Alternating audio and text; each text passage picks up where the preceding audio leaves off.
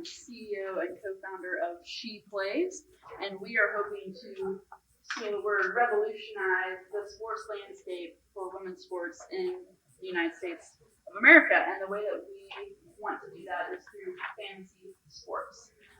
And so there are 4 whys of why we're doing this. The first is for the fans. We want to build this for the fans. I'm personally a fan of women's sports and also a fan of playing fantasy sports. And so for the women's sports fan side, we're going to be providing something that they've actually been begging their leagues to build for a number of years. You can follow it on Twitter. When we started putting the idea out there, we had instant feedback that this is something that they wanted. Certain leagues have tried to make it and just don't have the resources, and so we are coming in and building something for them.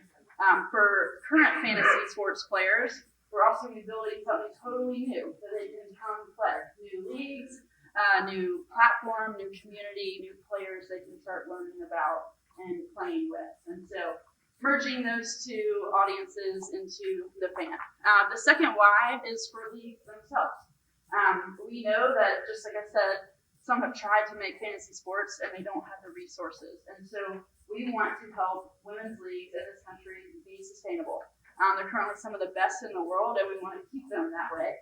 And that takes a little bit of investment, and so we want to do that. I have a 2.5-year-old niece.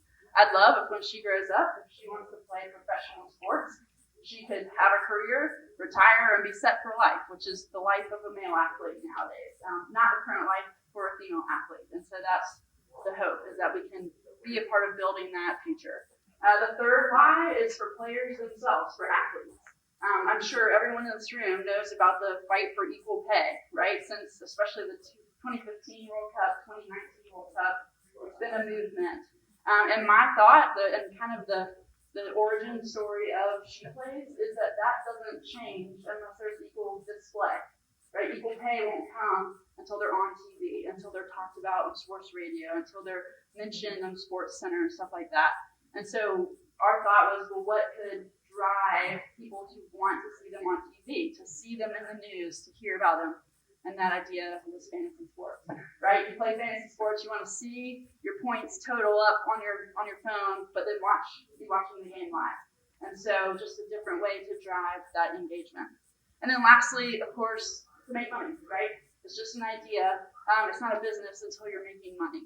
And so our current model right now, for those familiar with the fantasy legality stance in the country, if we were to open up paid DFS, it would actually take off 3 of the major states that women's sports are popular in. So Washington State, Arizona, and Nevada would all get scrapped. And so we're kind of tabling the paid DFS option and going with anyone can play, open, legal, no questions asked. You can join our site for free. We will have a pick'em game that launches in 10 to 12 days. So excited. That'll host as a weekly competition. Every league that's active that week is on the platform, on the game. And then we'll have bracket challenges. We had one last year for the World Cup, which was super exciting to be a part of that event. And we'll have 2 in March, one for Indian Wells, the tennis tournament, and one for March Madness, NCAA Women's Tournament. Feel free to enter. You can win prize money if you do well. And then in March, we're also rolling out season-long games. So your typical fantasy football, it'll be season-long. In March is the Tackle Football League, the USWFL. We have a 5-year partnership with them. In April will be the National Pro Fast Pitch Softball League. We have a 1-year partnership deal with them, and we'll be rolling those out where you can create family and friends leagues and play your traditional fantasy sports. The way that we've been able to really be where we are, we started less than a year ago. A year ago, I was pitching to 2 of my best friends to help me start She Plays, and here we are. So that's pretty awesome to celebrate. And we've been able to get here because we worked really hard, but we also have been able to have great partnerships. Like I said, partnerships with leagues, mainly because we are also, through those season longs, kicking back some revenue to the leagues themselves, helping them grow financially. But also we partnered with the Fantasy Sports and Gaming Association Development Company to build our platform, and as well partnered with a stats company. Anyone who's in fantasy sports, you need stats. Some of these leagues don't have centralized programs, and so we've actually partnered with a stats company that if the league partners with us, they will come in and create that for them, train them, give them technology, help them legitimize even more so their league. We are, like I said, launching in 10 to 12 days. I know I'm close on time, but we have access to put our promo and our news in subscription sports newsletters that will go out in 70,000 people.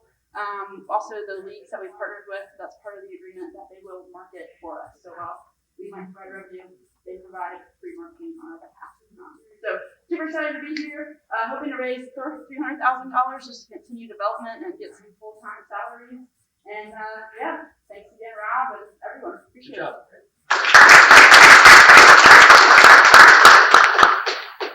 Question. Can you explain a little bit about the World Cup experience? You guys had something for that. Obviously, that was very popular in the U.S. with the U.S. team. So, what did you do with the reaction and everything? Yeah, so we had a bracket challenge, so it was free to enter. I won't lie that we tried to just get something out there. We became a company in February, and that was starting June, July. So we contracted the company and built the platform. We had just under 200 people play, and that's with like no marketing or anything. And so that was really exciting. I will say also, just 2 weeks ago, the college draft for the NWSL happened.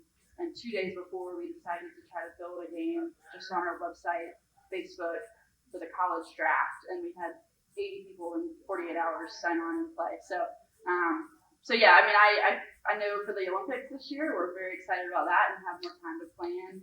And especially for Olympic soccer, it's almost like the second World Cup for them. So anticipating a lot of participation. What's your demographic like? Is it primarily women betting or men and women betting, or what's your split on that? Yeah, so I would say that for our accounts, like our pre-registrations, which we already have half of what we're targeting for end of February, it's almost half and half. As far as like who follows us on Facebook and stuff, it's definitely skewed more women, probably like 78% to 22. So, but it's the sports fan in general here. 84% of them are as interested in men's as women, and so we definitely want to cater to both, not just saying, oh, it's only for women to come play on this site.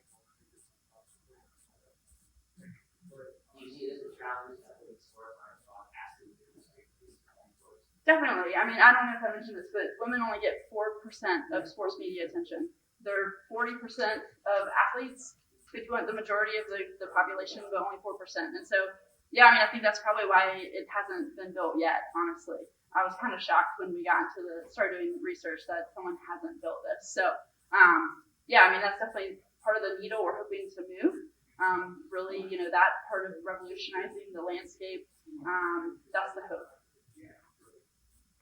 There's definitely an opportunity for you to see the niche in the market. I'm curious, Stephanie, is marketing executive, one of the people that co-founded with you. What does she specialize in? I know you said that the money's given to everybody's salary, but I mean, what's the next development? Does she know how to do digital and social media? Does she know how to place media? More importantly, to hit the right audience, because there is an audience for this and there is an opportunity. I'm just wondering if this 300,000 is going to help you. Right, great question. And I should clarify that is the co-founding team. As this new year has started, they've sort of stepped back in participation, active participation. So one of the roles we do want to build is a CMO, someone that absolutely can take this digital. I mean, that can, like someone said, kind of going from email subscription newsletters to like the new frontier of digital. Also, we talked to a couple athletes. We're in talks with athletes about being ambassadors and so how to market that. Partnering with leagues to do league partnership marketing. So all of that encompassed, yeah. Sure. I might recommend subcontract before it goes to that. Okay. Yeah. Awesome. Fantastic. Would love to chat with you. Yeah. He's looking for clients. Yeah. Hey, he gets done. So I know this is that. 5% highway. Anybody else? This whole very vertical women's and have you started really kind of looking outside that, how vertical you're looking at women's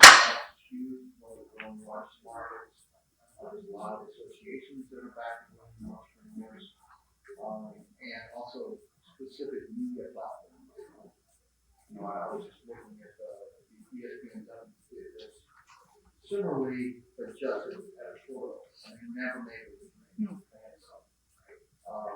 And so if you look at those two, somebody else had a pebble. Yeah, what's really neat about the fantasy world is, now when you're looking at the scroll on ESPN, there's actually a section that's fantasy. There's channels devoted to fantasy. There are Sirius XM radio stations that are just fantasy. So we've actually started a podcast, and it's not been fantasy related until we've launched, but we absolutely think there's a secondary market that comes with fantasy games. People that want to know, who should I put on my team? I mean, anything that you can think of resource-wise that exists for men, it's wide open for the women's world. So. Anybody else? Good. What has been, do you think like NWSL would be the biggest need for this, or WNBA, or like what would be? Yeah, so I would say the rabid following would be NWSL. They're currently they've changed commissioners. They're still trying to find one, so they're not in a place. But we're still gonna run the soccer game this April. But they have the biggest following. I mean, U.S. soccer itself is probably the best women's sports team. Ice hockey, yep. The NWHL, we've been in talks with them. Softball, we have a contract with. They're a 17-year-old league, 600,000 followers. They're 14+ leagues, so it's pretty awesome the opportunity that exists. LPGA for sure, and tennis are big.